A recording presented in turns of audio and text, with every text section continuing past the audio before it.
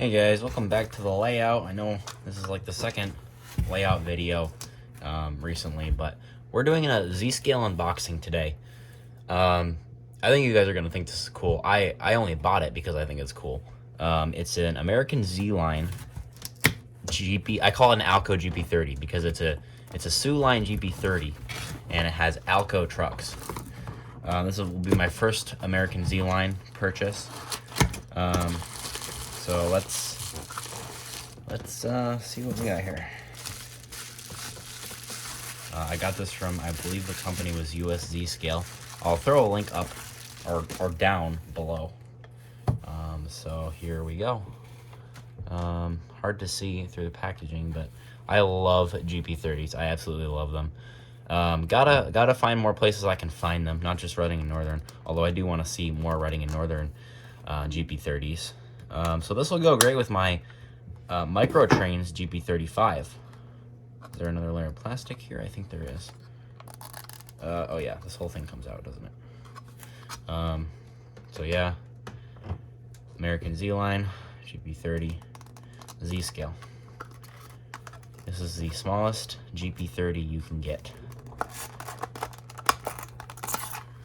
And I hear these run better than Micro Trains.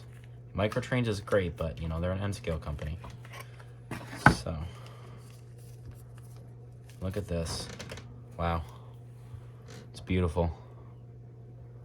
Love that distinctive roof. We got the horn, and then if you look closely, we have the Alco trucks. I'll throw a close-up on the screen here. But yeah, gotta love the Alco trucks.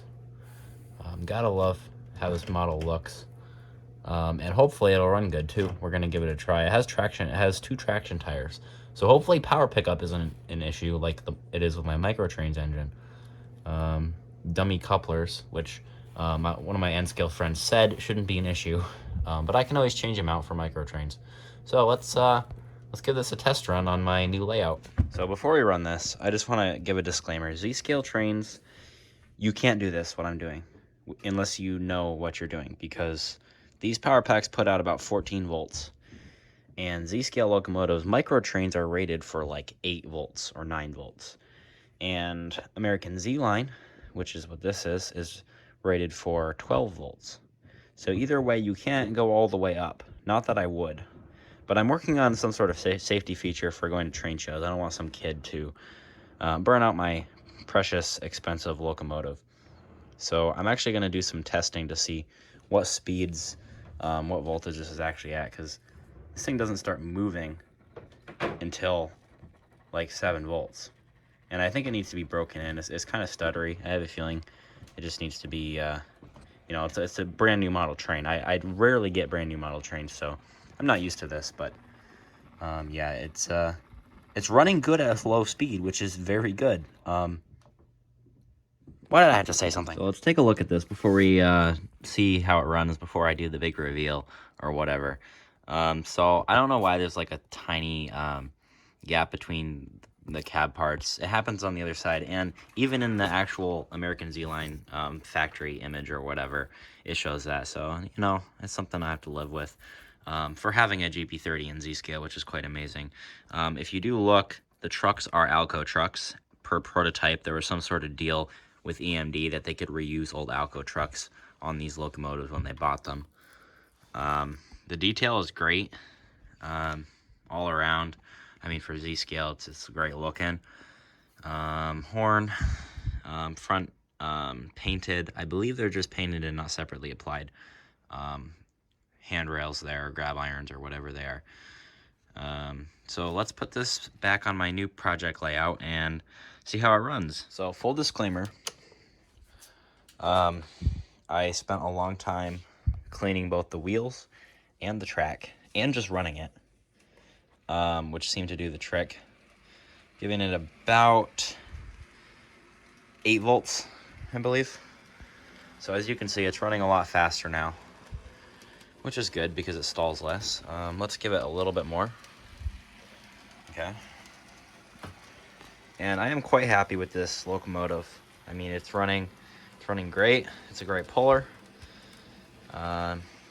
You know, it's not a whole lot different than my Microtrains GP35, but the pair look great together. And maybe as this one gets worn in more, it'll run even faster, and I can run the pair together. But I may have to get another American Z-Line locomotive, which I certainly wouldn't mind doing, seeing as how great they are.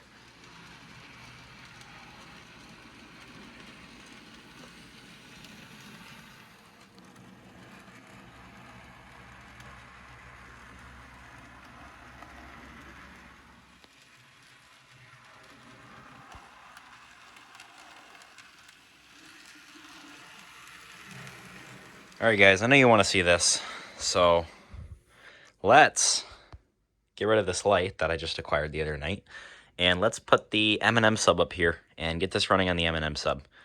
And actually, I might set up this light just to give myself some more light, honestly. Alright guys, M&M sub is all hooked up. RIP multimeter. So yeah, let's get this rolling. At about 9 volts now, 8.5 volts. And I think we're gonna try a double header after this. I know they don't run at quite the same speed, but just for content, it wouldn't hurt to do it for a few minutes. So yeah, it's great running. It fits right in with the rest of my fleet, with my layout.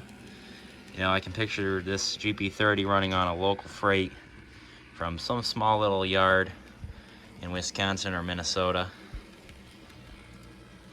Just pulling a couple freight cars to a local business that would probably be closed come the year 2023, but still alive in the 1990s.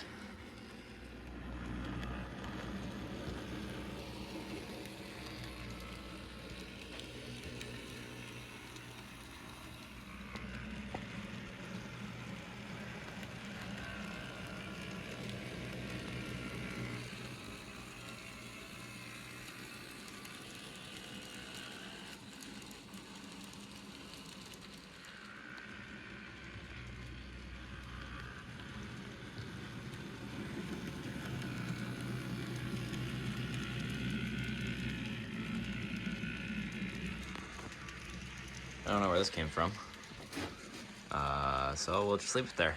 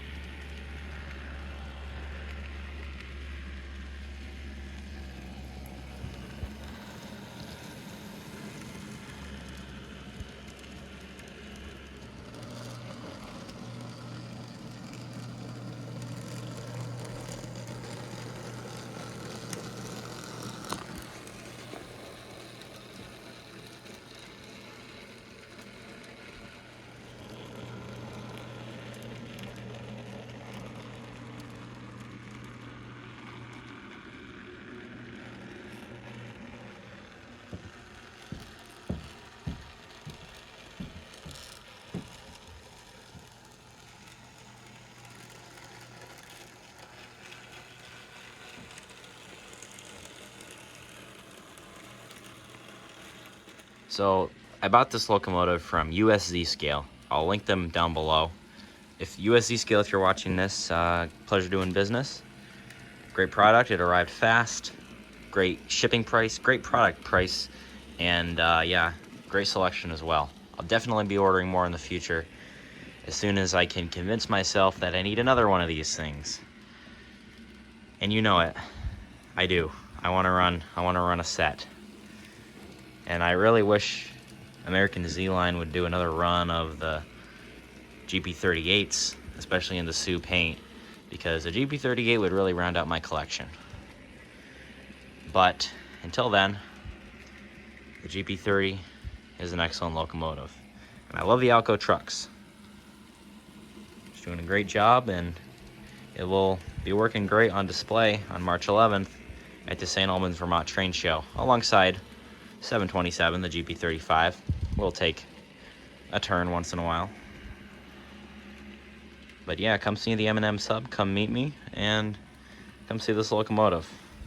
Because believe me, a GP30, it's worth seeing, especially in Z scale.